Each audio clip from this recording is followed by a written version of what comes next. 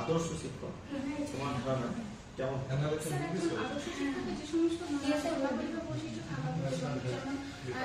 শিক্ষক অবশ্যই ধৈর্যশীল হবেন, কর্তব্যপরায়ণ হবেন, স্নেহশীল হবেন, বিষয়ের প্রতি জ্ঞান থাকতে হবে এবং বাচ্চাদের সাথে অবশ্যই বন্ধুসুলভ আচরণ করবেন।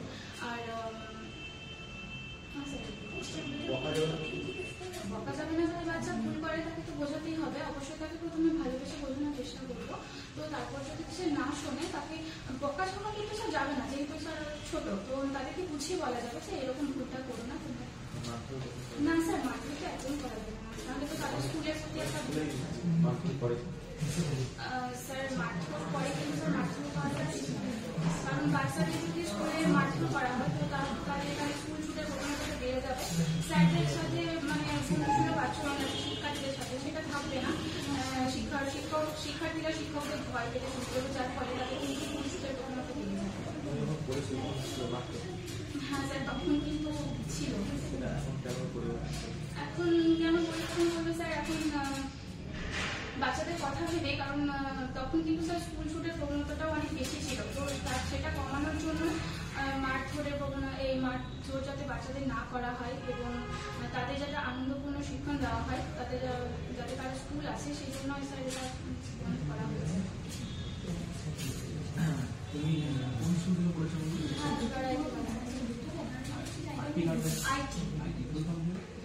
তাঁতিপাড়া উচ্চ বালিকা বিদ্যালয়।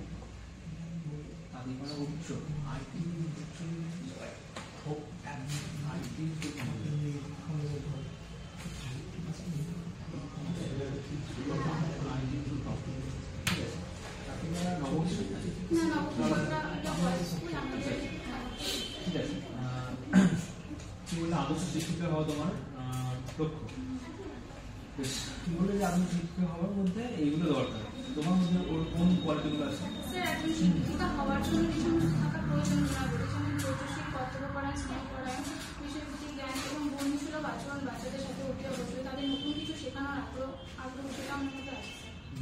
বিষয়ের জ্ঞান আছে। একটা ধরো তুমি সবাই ক্লাস একজন স্টুডেন্ট, তার খাওয়াটা স্টুডেন্ট হয়ে গেল, তুমি ফেস করো।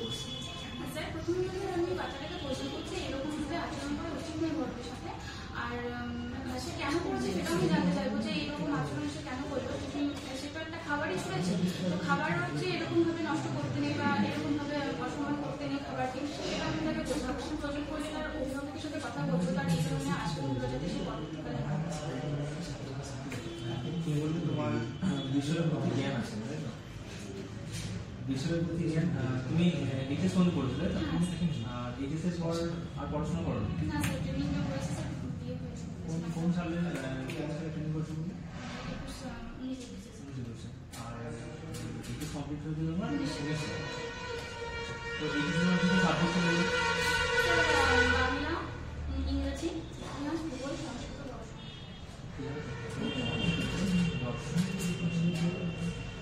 তাহলে তোমার ইতিহাসের কোশ্চেন করা ঠিক আছে। আচ্ছা, যখন তুমি পড়তে ইতিহাসটা, তোমার কোন সাবজেক্ট পড়তে ভালো লাগে?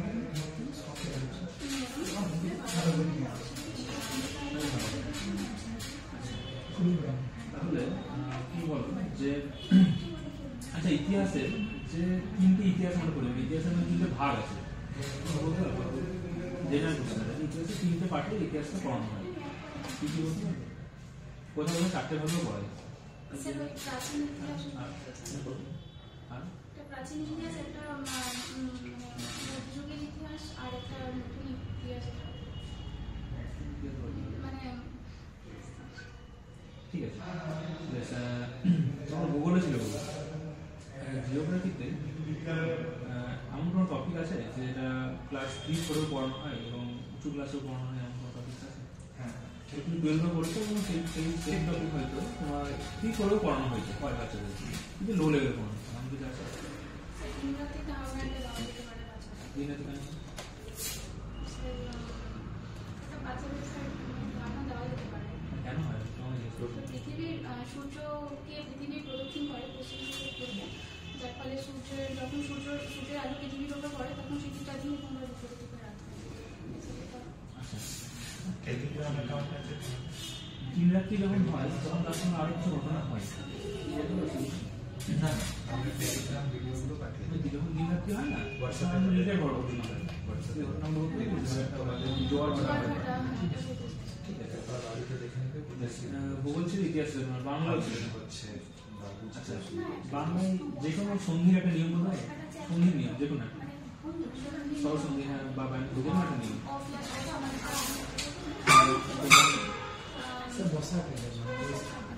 নবযুক্ত অন্য সমান নবান্ন। ঠিক আছে, বেশ। ক্লাসে এমন হলো যে কোনো বাচ্চা হয়তো হোমওয়ার্ক দিচ্ছি, কিন্তু রেগুলার হোমওয়ার্ক দেওয়া গেলে কোনোদিন হোমওয়ার্ক করায় না, আর প্রত্যেক দিনই একটা করে এক্সকিউজ দেয় যে আমার আজকে এই হয়েছে, কালকে এই হয়েছে, এবং অ্যাকচুয়ালি বোঝা যাচ্ছে যে সে ফাঁকি মারার চেষ্টা করছে এবং ফাঁকি মারছে। তাহলে সেই সময় তোমার কি কর্তব্য হবে? প্রথমত আমি বাচ্চাদের কাছে ভালোভাবে জানতে চাইবো যে সে কেন প্রতিদিন হোমওয়ার্ক করে আনছে না। তো প্রতিদিনও আলাদা কারণ হবে। হ্যাঁ, আচ্ছা, প্রতিদিন বাহানা দেয়, ঠিক আছে। তো সেক্ষেত্রে আমি তার সাথে পার্সোনালি জানতে চাইবো যে তার অসুবিধাটা কোথায়, হোমওয়ার্ক সে কেন করছে না, তার কি সে বিষয়ে কোনো সমস্যা আছে। স্যার, যদি সমস্যা থাকে তাহলে সেটা আমি সলভ করার আমার দিক থেকে পুরো চেষ্টা করবো। আর যদি দেখি যে বাড়িতে গাইড করানোর কেউ নেই, সেই জন্য সে হোমওয়ার্কটা করছে না, তাহলে আমি ক্লাসে তো যতটা সময় পারবো তাকে আমি দেবো, কিন্তু তারপরেও যদি তার বাড়ি আমার কাছে হয় তাহলে আমি তাকে একটু সাহায্য করে দিয়ে আসবো। সরকারি স্কুলে কি আমরা শুনতে পারলাম? সরকারি স্কুলে স্যার সবকিছুই সম্ভব। কি করে? হ্যাঁ স্যার, কারণ একজন টিচারের কাজ তো একটা বাচ্চাকে তৈরি করা। ঠিক আছে, বাড়ি যদি কাছে না হয় তাহলে কি করবে? বাড়ি যদি স্যার কাছে না হয়, স্কুলে যতটা সম্ভব আমি দেখাশোনা তো করবোই, তার সাথে তার অভিভাবকের সাথে কথা বলবো, যাতে তারা বাচ্চাদের প্রতি একটু বাড়তি নজর দেন, যাতে সে পড়াশোনাটা একটু ভালো করে পড়ে। কারণ এইভাবে যদি সে হোমওয়ার্ক দেখে না করে তাহলে বাকি বাচ্চাদের থেকে সে পিছিয়ে পড়বে, আর সেটা তারই ক্ষতি। তো এই যে সিচুয়েশন আসতে পারে ভেবে 8টি অ্যাক্টে, রাইট টু এডুকেশন যে অ্যাক্ট আছে, সেই অ্যাক্টে কিছু প্রভিশন আছে, তো জানো যে এরকম স্কুল শুরু হতে পারে, হ্যাঁ, সে পড়ানো করে আসতে পারে, সেজন্য 8টি অ্যাক্টে কিছু প্রভিশন আছে, তো জানা নেই। আচ্ছা, এনসিএফ তো নাম শুনেছো? এনসিএফ কিছু বৈশিষ্ট্য বা কি বলা হয়েছে? এনসিএফ 2005 বলা হয়েছে যে শিক্ষা হবে ভারমুক্ত, শিক্ষা হাতে কলমে শিক্ষা হবে, এবং শিক্ষার্থী যে জ্ঞান সেটা তার স্কুলের বাইরে জীবনের সাথে সংযোগ সাধন করতে হবে, পরীক্ষা পদ্ধতি নমনীয় হতে হবে, যাতে শিক্ষার্থীর সর্বাঙ্গীন বিকাশ হয়। আর এনসিএফ ভাষা সূত্র নীতি, অর্থাৎ স্যার ওটা গ্রহণ করার কথা বলে, অর্থাৎ কঠোর কমিশন এরকম একটা ফিল আসতে হবে ভিতর থেকে। কঠোর কমিশন বলা নির্বাচন নীতি গ্রহণ করার কথা বলে। ঠিক আছে। ভারমুক্ত শিক্ষা, ভারমুক্ত শিক্ষা মানে যে হোমওয়ার্ক যেটা বলছি আমরা, সেটা কিন্তু অ্যাকচুয়ালি শিক্ষার্থীদেরকে দেওয়া ঠিক না, কারণ তাদের উপরে একটা বাড়তি চাপ হয়ে যাচ্ছে। স্কুলে যতটা সম্ভব আমি তাদেরকে পড়িয়ে দেবো, হোমওয়ার্ক থেকে শিখে না, আমি তাদেরকে স্কুলে বুঝিয়ে দেবো। হোমওয়ার্ক দেওয়া মানে তো তাদের বাড়তি চাপ, তাদের বাড়তি চাপটা যাতে না হয় সেই জন্য আমি ভারমুক্ত শেখানো। তো হোমওয়ার্ক না দিলে বাচ্চারা ভারমুক্ত শিক্ষা থাকবে শিওর? স্যার একটা কারণ আছে, আমি তো কোচিং সেন্টারে যাবো তখন তো শিক্ষা আর কি করা হবে? আমি তো আসবো।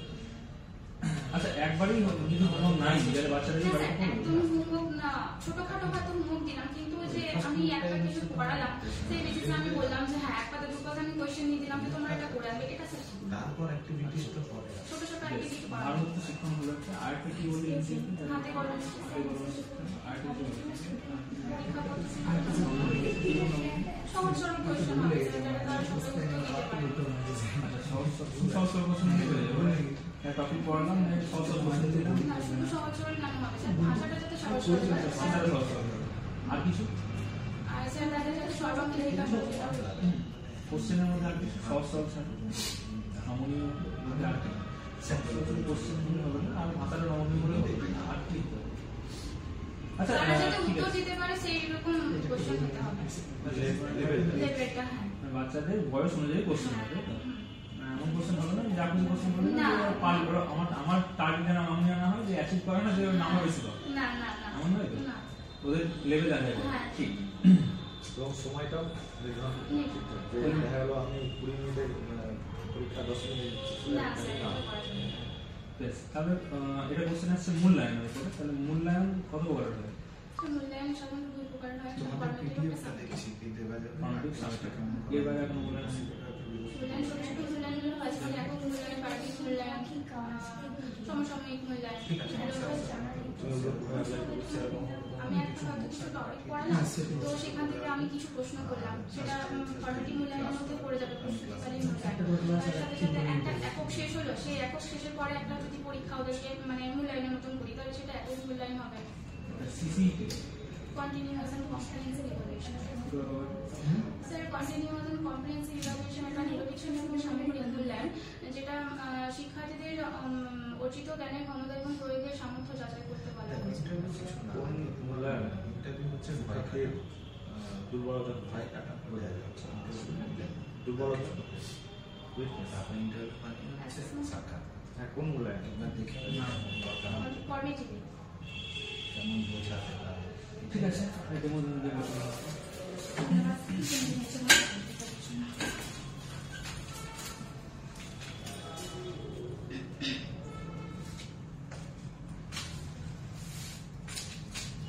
যেমন তোমাকে 3 মিনিট টাইম দেওয়া হবে। ঠিক আছে। সুপ্রভাত শিক্ষার্থী বন্ধুরা, তোমরা সবাই কেমন আছো? প্রভাব ম্যাম, আমার ভালো আছে। আচ্ছা, আজকে না আমরা একটা নতুন কিছু শিখবো, ঠিক আছে? তোমরা শিখবে তো? হ্যাঁ ম্যাম, আমার ঠিক আছে। আচ্ছা আচ্ছা, তোমরা সবাই বাড়ি থেকে খেয়ে এসছো তো? হ্যাঁ ম্যাম, কেস ঠিক আছে। আচ্ছা, তোমরা কোন শ্রেণীতে পড়ো এখন? দ্বিতীয় শ্রেণী। এখন তোমরা তৃতীয় শ্রেণীতে পড়ো? এ বাবা, তোমরা এখন তৃতীয় শ্রেণীতে পড়ো তো? বড় হয়ে গেছো তো তোমরা? আচ্ছা আচ্ছা, আমি বোর্ডে দেখো তো একটা জিনিস এঁকেছি, এটা কি বলতো? দেখো, একটু চেষ্টা করো, বলতে পারবে এটা কি? এটা একটা ঘর মনে হচ্ছে। ঘর মনে হচ্ছে, তাই না? আচ্ছা, very good. আর এটা কি একটু বলতে পারবে আমাকে? এটা গাছ। গাছ, গুড। আচ্ছা, তোমরা কোথায় থাকো সবাই? নিজে নিজে বাড়িতে থাকো, তাই তো? ইংরেজি কি হবে? হাউস। হাউস মানে বাড়ি। আচ্ছা, সবাই বাড়িতে থাকো তো সবাই কি একা একাই থাকো? না। থাকো না নিশ্চয়। কে কে থাকো বাড়িতে? মা বাবা। মা বাবা, ভাই বোন, দাদু ঠাকুমা, তাই তো? সবাই মিলে একসাথে থাকি। তাহলে আমরা যখন সবাই মিলে একসঙ্গে একটা ঘরে এক ছাদের তলায় থাকবো, তখন আমরা তাকে কি বলবো জানো? পরিবার বলবো। কি বলবো? পরিবার। এখানে বাবা থাকবে, মা থাকবে, দাদা বা ভাই বা বোন যাই হোক, দাদু,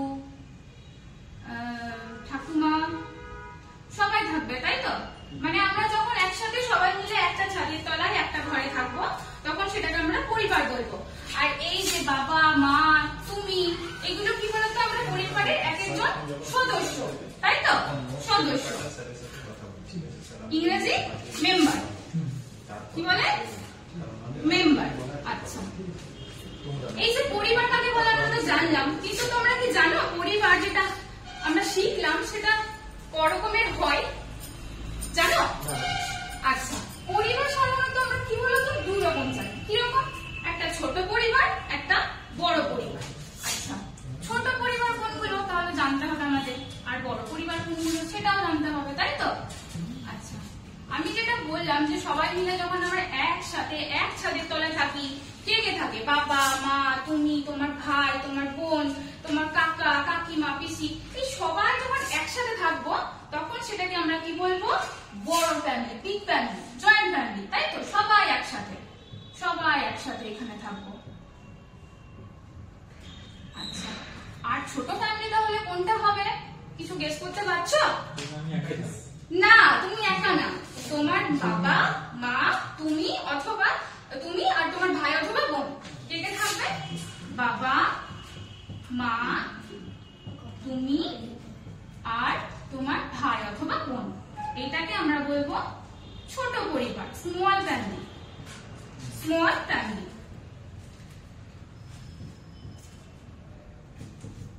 আর এটা কি বললাম? Big family, joint family.